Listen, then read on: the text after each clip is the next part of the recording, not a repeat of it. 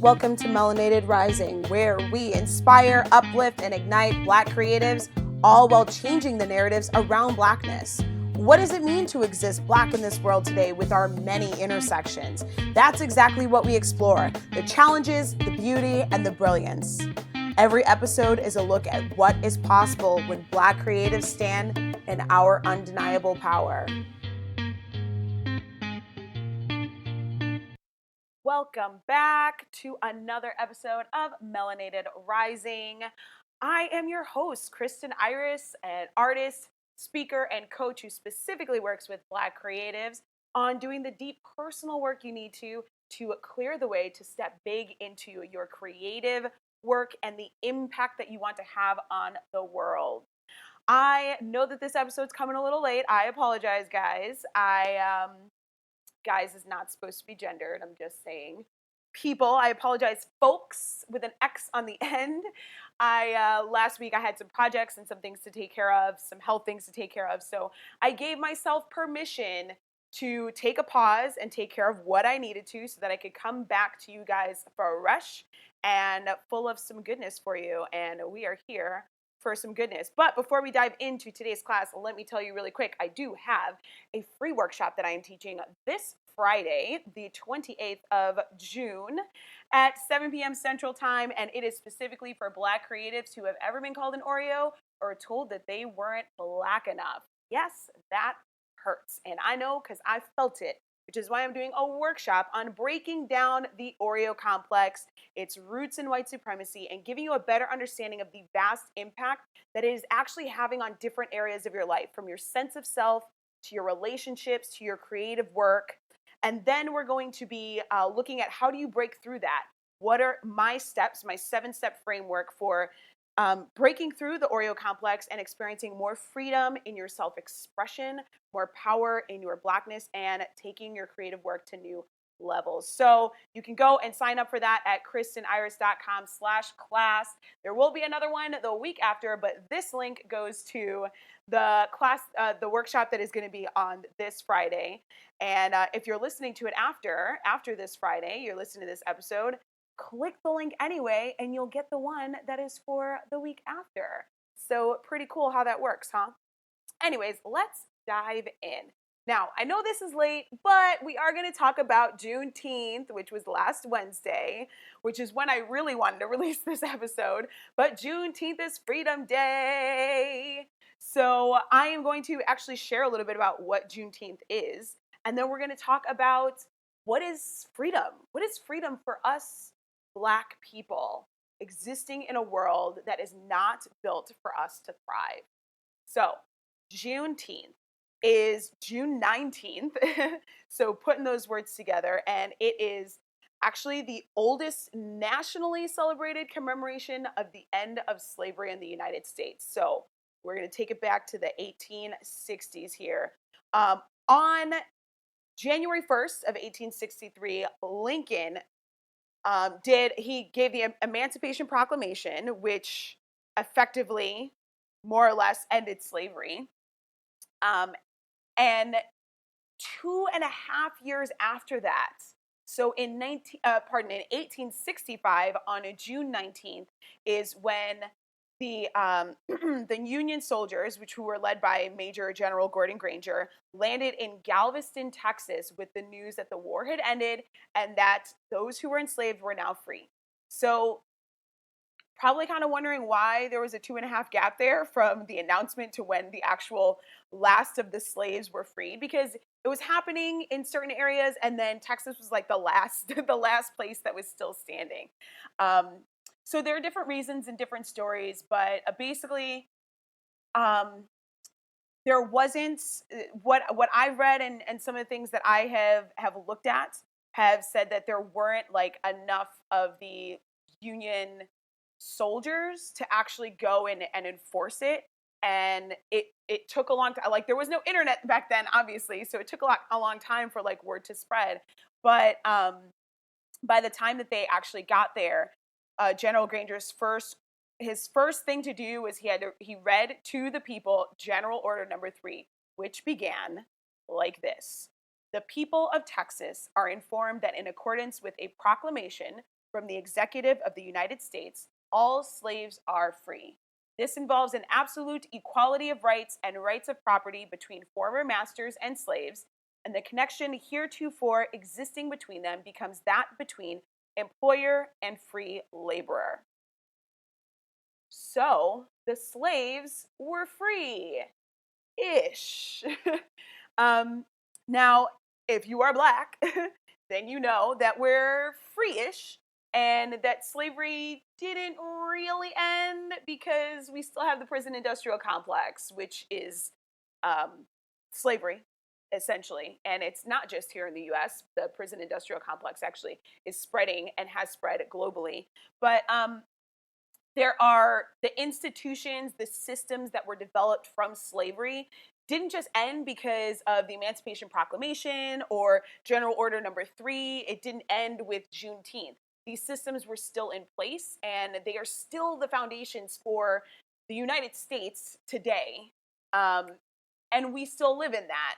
So we're still feeling the effects. We still have to deal with white supremacy. We still have to deal with institutions of racism. So I say we're free-ish. We're mostly, I don't even know if I want to say mostly free. We're not, chattel slavery is over. We can say for the most part that, because really the prison industrial complex is pretty bad. But chattel slavery, the way it existed then, is over. And that is something that we got to celebrate. So I celebrated last week. And on the subject of Juneteenth or Freedom Day, I think it's also called Black Independence Day. But on the subject of that, it made me think about, what is freedom? What is black freedom in a world that is steeped in white supremacy and anti-blackness in particular, and also racist institutions and systems that are really how society functions? Because white supremacy is everywhere, anti-blackness is everywhere, and we have to live in that. We have to, even as we work to dismantle it, even as we work to create change, we are still in these systems. And that's not changing. So if you actually listen to the previous episode with Rachel Ricketts, we had a great conversation about this and about how white supremacy is everywhere, how we don't get to escape it, but we do have to do our work, even as Black people, to dismantle our own white supremacy and anti-blackness. So if you haven't listened to that episode, definitely go back and listen to episode 22, because she and I, man, it was such a good conversation. We had some great things to say on this subject matter. So I want to explore a little bit about, what is freedom? And freedom means different things to different people. And so what this episode is here is I really just want to give you some things to think about and some different areas of your life and different contexts to really think about where you can explore your own freedom and where you are cultivating freedom or can cultivate freedom, and also where you might be blocking your freedom without even realizing it. So I'm going to start with yourself. Starting with yourself. I think that's a great place to begin, is that freedom starts with you, yourself, your person. And we'll start with like your body. Um, Now, when I actually work with clients, whether it's in a group setting or it's in a one-on-one setting, the first thing I actually do is get people feeling into their bodies, because we live in a society and in a world that values um, or encourages numbness and numbing out. And when we tune into our bodies and we connect into our bodies, we actually tap into more of our own wisdom, because when we feel, we can actually become more aware of the responses that our body has. And our body responds to physical stimuli and it responds to emotional stimuli. So we get to tap into that knowledge. When you're numbed out, you can't even feel into your own wisdom. And so for me, one of the places that I experience and cultivate freedom is feeling into my body, connecting into my breath. And that's why that is what I start with my clients, because tuning into your wisdom and coming into feeling is super, super important to the deep work that we do. Because you have to get really honest with yourself. You have to look at some things that are not going to be pleasant. You have to take some steps that are going to feel scary. And you can't do that if you're caught off from your own wisdom and you're not connected to your body. So I think finding ways and freedom in your own body, connecting into your own wisdom, feeling into and expanding your own breath. These are places of freedom. We actually get to breathe. And some of us get killed just trying to breathe, okay? And we are in a space, if you are in a space, you can breathe, you can take a breath. If you're feeling anxious, you can take a deeper breath and calm your nervous system. Think clearer, get grounded. So that's one avenue, is in your body, and is starting with yourself, is in your body. And the next one is in your mind. And this one is as important as body is, and connecting in your body. This is, when it comes to your mind, this is like an anchor for so much of all the things we're going to talk about after this, and all the other ways that I'm going to talk about freedom. Because when I talk about mine, I am talking about the ways that you have been indoctrinated into white supremacy, into anti-blackness, into um, other systemic forms of oppression, capitalism, things like that, because we've all been indoctrinated into it. And so if you don't look at the ways that it has affected you, and you don't look at the ways that you are also perpetuating it, you are not free. You are still, like, we still have to live in these systems, but you are then really stuck in these systems, even in your mind, thinking from a colonized place, thinking from an oppressed place, instead of from a place of recognizing, okay, this is how this system works. This is how this oppression shows up, but this is how I'm going to make a choice to not fall into that. This is how I'm going to make a choice to dismantle. This is how I'm going to make a choice to do something different that doesn't continue to perpetuate this oppression. Now, for example, with people with Oreos, with people who were told they weren't black enough, and I say Oreos with finger quotes because there's not really such a thing as being black on the outside, white on the inside, but it's an easy way to frame who I'm talking about. With people who were called Oreos, we were, and I say we because I was one of them, people projected this idea onto us. Like, it comes in different forms, different phrasing, different things that people say, whether it's, oh, you're one of the good blacks, which separates you from certain kinds of black people, or why do you talk white, or like, I'm blacker than you, whatever these different things and different experiences that you might have had. And that's just three of the many, many that there are. That is someone else's white supremacy and anti-blackness being projected onto you. It's not actually about you or your blackness. But on the receiving end, for us, especially when we got this in our youth, and we don't have the context to understand, oh, that's about them, or that's their white supremacy, we just feel the rejection, we feel the isolation, we feel the hurt, we feel the confusion, we may feel the shame. And that turns into getting really deep rooted and perpetuating our own white supremacy, having an aversion to black people, chasing white approval, all the different ways that it shows up, even coming down into your creative work with imposter syndrome or perfectionism, or starting projects but not actually finishing them, not executing on them because you're doubting yourself. Like, these things are ways that that internalized white supremacy has steeped in you to make you feel like you're not enough. Because white supremacy wants black people to feel like we're not enough. It wants us to play small. So when that gets really deep rooted in, and then it shows up maybe in our creative work, but also shows up in how we interact with people, that we may be perpetuating the same things. So we have to decolonize our minds first. We have to do our own deep work and personal work to dismantle our internalized oppressions. And that work doesn't stop. It's a process, and you can go through it. You can see things and you're like, okay, cool. I've done work on this. I need to keep doing work on this. And then you might notice some other way that it's showing up, because there is always, for the rest of our lives, work to be done on this, because we've been indoctrinated since we were in the womb into white supremacy, in the womb. And I say that because of the way that black mothers in particular are treated by medical professionals, and the dangers that black mothers face when they're pregnant. They literally get less care. They get less care. They are believed less. They have a higher mortality rate, a higher infant mortality rate, a higher prenatal mortality, the child, like miscarriages, so indoctrinated from before we're even born. And so we need to actually, for our minds, for our well-being, for our spirit, we need to decolonize that and dismantle and continuously dismantle.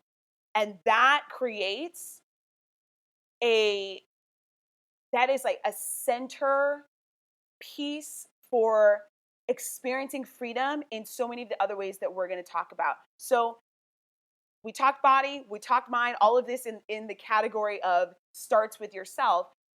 And now I want to add in also having a vision for your life, having a vision for what you want to create, having a vision for the types of relationships that you want to live, having a vision for the impact you want to create on the world and the change that you want to create in the world. And I think this is really important, and it's part of freedom, because us having dreams, us having a vision, us taking action towards our goals is something that as Black people, we have, one, often not been taught to do, and two, been denied. So this is part of some of the nuances as Black people of why sometimes these freedoms can be a challenge. Is we are told to work and be grateful, but we're not told to dream. And when we do dream, we're often belittled or dismissed or laughed at, even though Black people are out here like creating the most epic shit in the world. We still get dismissed and diminished in our accomplishments. So for us to be able to stand and have a vision and work towards that vision, there is an element of that that is a freedom in your mind. It is a freedom of what you are creating, because you're allowing yourself to dream and imagine what the world has told you you're not allowed to imagine. And that's really powerful. But you got to take it somewhere from there. So before we jump into the next kind of section, I want to talk just a little bit about some more of the nuances when it comes to freedom with yourself. When I'm talking about body and mind, is for body, our bodily autonomy is often taken away. We are often not, like white supremacy and this white centered world loves to take away our agency over our bodies, specifically Black bodies, the ways that I just talked about.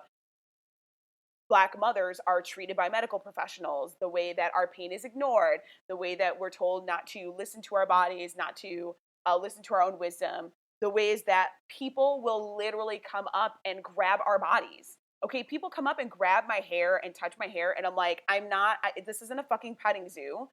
Get your fingers out of my hair. Just last week, I was working at events, and there was a white male superior who, and I actually did a whole live stream about this that I put on my Patreon, for my patrons, so you can go and watch the whole thing, and I break down exactly what happened and the power dynamics that are in play that make that an abuse of power of what he did. So you can go to my Patreon at patreon.com/melanatedrising, and you can check that out. But what he did was he grabbed me by my upper arm like a child and bodily dragged me to a new position. And I was like, this isn't right. Like, he just put his hands on me. He's also a male, and he's a man, I'm a woman.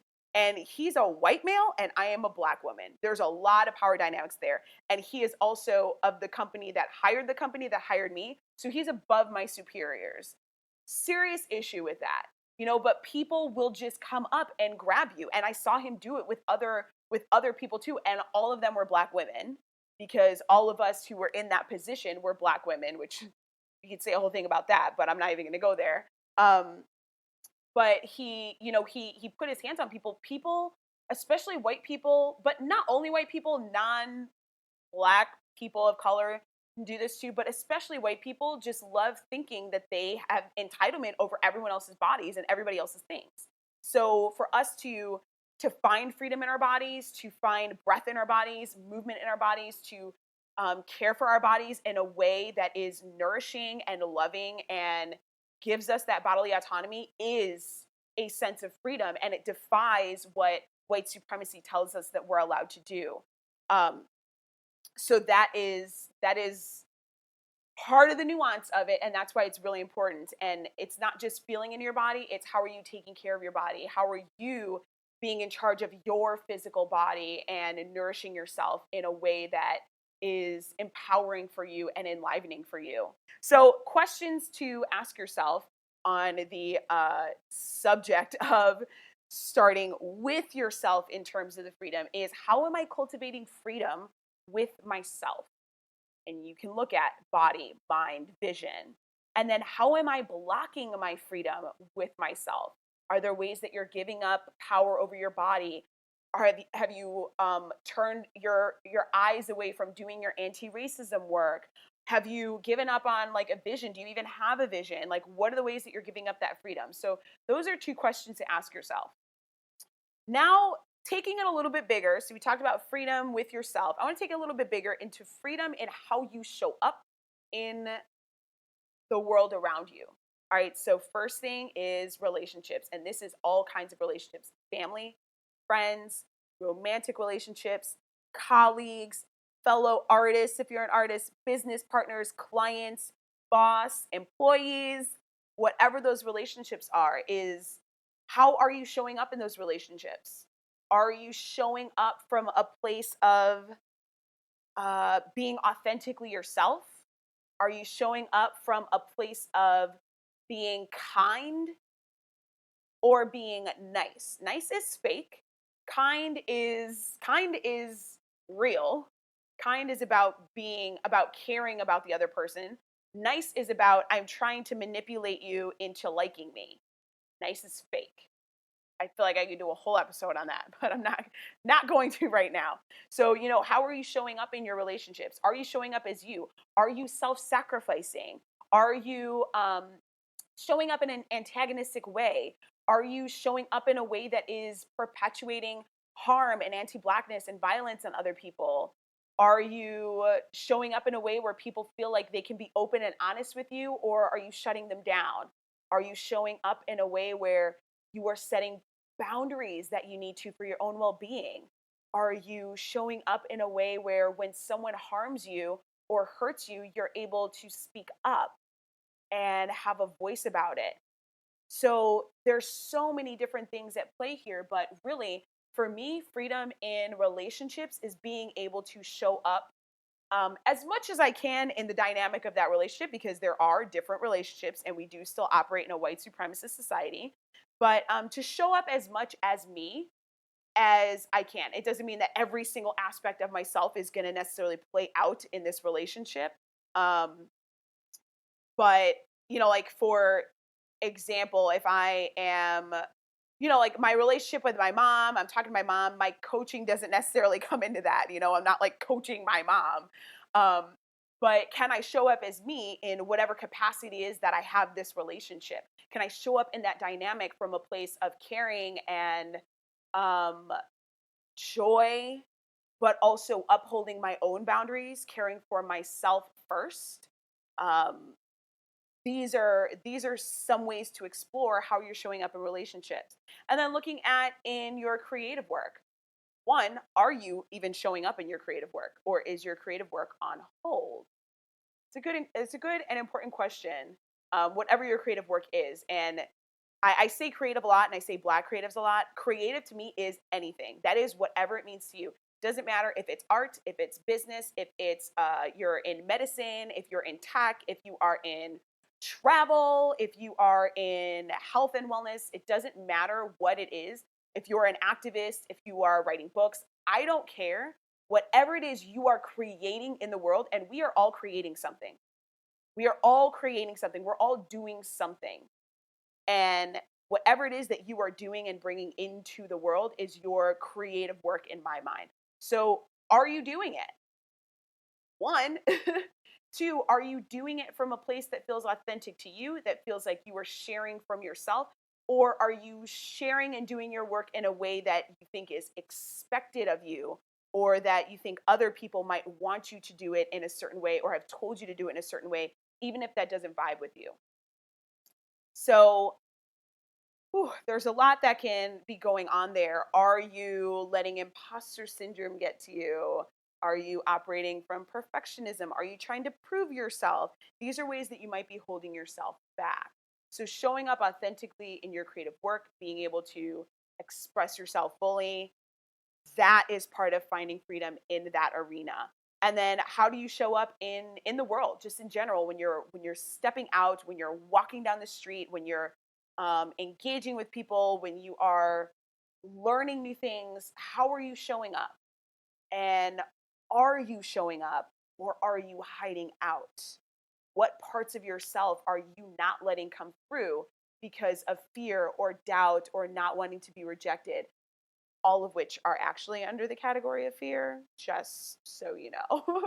And I know that because these things come up all the time with my clients, and it's all a reshaping, and it's all a different flavor of fear, which is why one of the big things I do with clients is teach them um, how to actually like handle their fear and new methods for addressing fear and doubts when those things come up. So when you are looking at this, some of the things to think about are like cutting the excuses. Like, what are the excuses that you're making for not showing up fully, for not stepping into your creative work? I don't have time, I don't have money. I'm not saying that money is not a barrier, because there are money barriers, but there's always something that you can be doing. There's always it there's always something that you can be doing. Find something that doesn't cost money or costs very low, that can move you forward in your project, right? There's always an action that you can take. And part of freedom is finding, what's the action I can take? What is the thing that I can do that's going to move me forward in my work, in whatever avenue that I'm pursuing? So the way this is where the mind piece comes in, and dismantling your internalized oppressions is part of that dialogue that you might have in your head is about all the things that you can't do. That is internalized oppression. So when you start to dismantle those things, you'll start to see the ways you've been making excuses that are like, oh, this is not actually a valid reason. This is an excuse I've been living in and relying on because it's safer for me to pull back from the work that I really want to be doing than to actually pursue it and risk failing or rejection or whatever other fears that I have. So this is why that mind piece is so important. Now, some of the nuances when we're talking about this with relationships, and I honestly, I'm not even sure how to dive into that one, because there are so many relational conditionings, in particular with Black people, and so many narratives about how you're supposed to show up as a Black woman in a relationship. And I am thinking very heteronormatively, because that is really how Black relationships and Black love are often portrayed. So that right there is my hetero heteronormative indoctrinated mind. But there are a lot of conditionings and narratives and social expectations around how you're supposed to show up as a Black woman in a relationship, how you're supposed to show up as a Black man in a relationship, and the things that you're not allowed to do. And all of those things, while some things are healthy guidelines, some things are actually just oppressive patterns that we have adopted over the years and generations that have been passed down, that actually need to be cleared. And part of that clearing is, again, back to that mind piece, is dismantling your internalized oppressions. Because when you do that, you're going to see how it shows up in your relationships as well.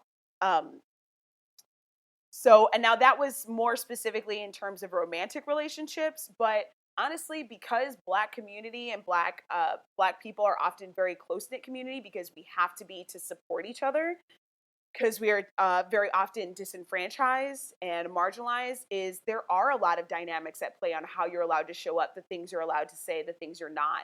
And we need to work on that as a community, but you can't work on that with other people if you're not looking at yourself and why you're responding certain ways in certain relationships. So it takes that exploration to then dive into how you are showing up in these relational dynamics.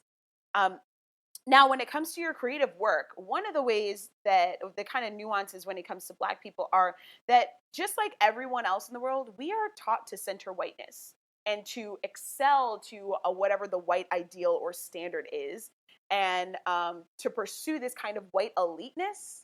Like, whiteness is the bar. So we as Black people have been indoctrinated into that too. So it's can be challenging to decenter whiteness and create work that that even challenges white supremacy, when especially when if you're in an industry that may have gatekeepers to finances or access or whatever success might be for you, if those gatekeepers are white. So decentering whiteness can be a challenge, and not only a challenge when you step out in the world, but that can be a challenge in your mind. So for example, my writing up until I was like in my mid-20s was all white centric. I am a fantasy and science fiction writer. Before anything else, I do write other things. I'm working on a screenplay right now that is a drama, a real world drama. Um, but the fantasy and the science fiction, mostly fantasy back then that I was writing, was the characters were primarily white. Like my main characters were always white, and that is because when I was a kid, everything that I read in fantasy were white characters. Everybody. And the black characters were relegated to like not even supporting, not even like secondary characters, but like tertiary characters, and often were stereotypes, were not very developed characters. But it's like in my mind I had this idea that I could that the only thing that would be allowed in fantasy were white characters, and I didn't even realize that until I started reading Octavia Butler and the characters looked like me. And Octavia Butler is my absolute favorite author of all time. Go read everything that she's ever written because she's amazing. But that was a huge changing point for my writing, to see the way that she not only put people who look like me on the page, centered us, but also talked about the dynamics and the power dynamics that we actually still live today, but in this speculative fiction, science fiction context. It blew my mind open as to what I could actually write. And from that point on, my writing changed.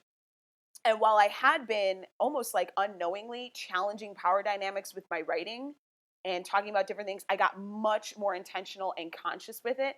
And also was centering Black characters and Black and brown people in what I was putting on the page. So it took that understanding of what was actually going on in my mind before I could break through and be like, oh, I can do more with this. And so that's something for you to explore as well, is how are you still operating from a white supremacist model? How are you operating from these things that you were taught that might be making your craft or your work or your endeavor like smaller than it needs to be because you're operating from this old paradigm? And how can you decenter or dismantle the white supremacy from your creative endeavor so that it can really flourish into whatever it is that you can really bring forth into the world? When it comes to just being out in the world, so showing up in the world, um, there is a lot of fear of Black people in the world. Like normal things get spun into negative ways. You're an angry Black woman, you're an angry Black man, or like general assumptions or stereotypes that get projected onto you. Even when you're just like walking down the street, somebody's clutching their purse and it's like, dang, I didn't even see you, lady. I didn't even see you. I was over here trying to get to the corner store so I could buy some wine, and you're over here like, afraid of the Black person. And so these things that get projected onto us do get internalized often if you have not done that work. And even doing that work is to clear out the things that have been internalized. So this is something again that happens a lot with people who have the Oreo complex, is those projections get internalized, and then it changes how you show up in the world. It changes the way you interact with people. It changes the spaces that you're in. It changes how you behave in those spaces. But a lot of times we don't see it because we haven't done the work on the mind. So when you do that work, you get to look at, ooh, these are the ways that these projections are coming at me, and then also how to navigate it. How to navigate it in a way that, while it may be frustrating, that you can still find a sense of freedom and power in showing up as you are, and not just, taking whatever people's assumptions are or having to operate from their assumptions about you. So, questions to ask yourself when it comes to this: how am I cultivating freedom in how I show up? So, again, whatever relationships you have in your creative work and in the world. And then how am I blocking my freedom and how I show up? All right, so these are good things to journal out. Feel free to pause this, journal it out, or come back to these questions later.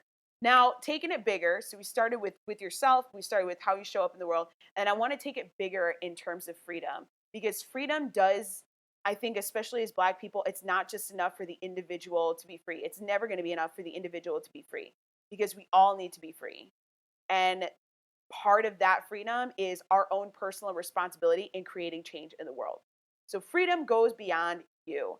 And when it comes to creating change in the world, I talked about your creative work, your endeavors, whatever work it is that you're doing, because I really feel powerfully about our Black creative power being an agent for change in the world, and our Black creative power being an avenue for having deep conversations, for enlightening people to what their blind spots are, to holding up a mirror to what's going on, and actually like creating equitable change. So there's your creative work, but there's also spending your privilege, and spending your privilege in a way that breaks oppressive paradigms instead of perpetuating them.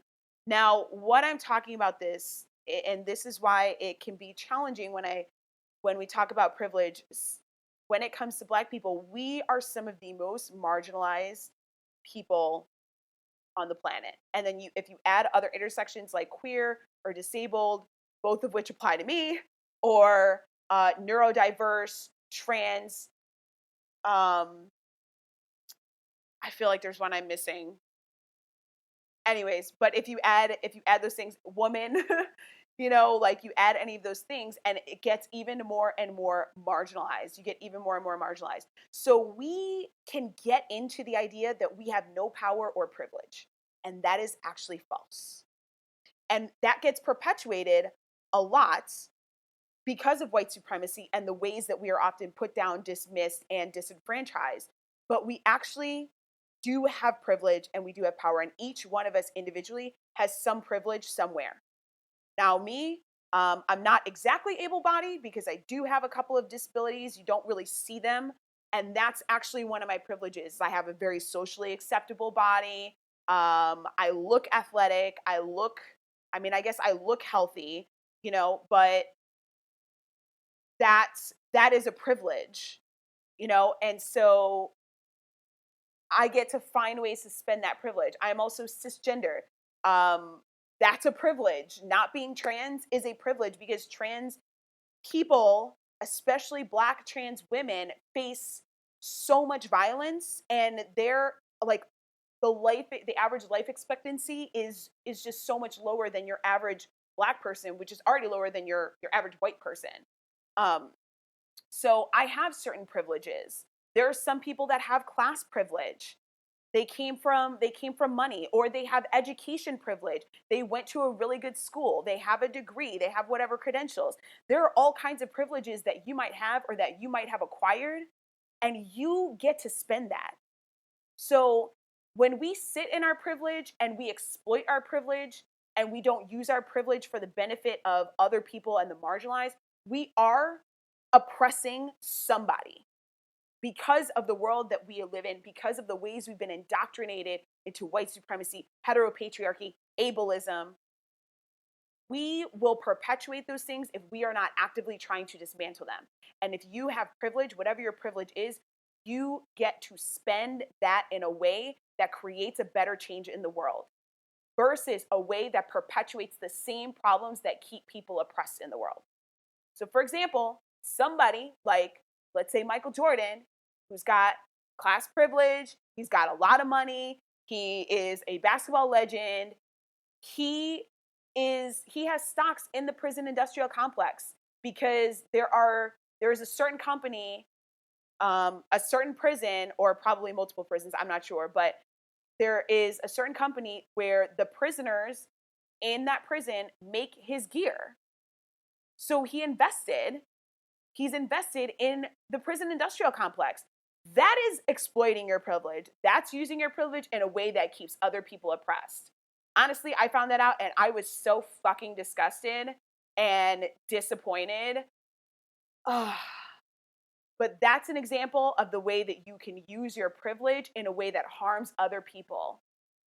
But you can use your privilege in a way that creates more opportunity, more equity for people, that actually not only creates opportunity, but actually works to dismantle systems. Okay, so finding ways where you have privilege and using your privilege, leveraging your privilege to uplift the marginalized and to help dismantle these systems. Because as the more and more of us, one, understand and realize our privilege and use that privilege to create change, the better and widespread social change happens in the world. So we learn, well, we are indoctrinated and often learn from white leaders, and we can fall into those same systems of oppression that harmed us and the same systems of oppression that harm others without even realizing it. But being Black doesn't mean that you're not ever causing harm.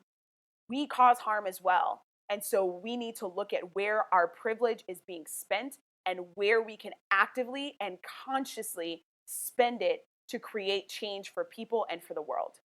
So, questions to ask yourself in this respect when it comes to creating change in the world is, how am I cultivating freedom by creating change?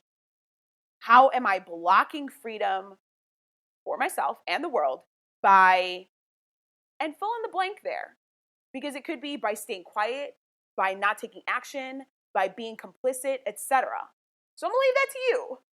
But these are some great questions and places for you to explore freedom in yourself, freedom in how you show up, and freedom in how you create change in the world. Because you can create a positive change, you can create a negative change.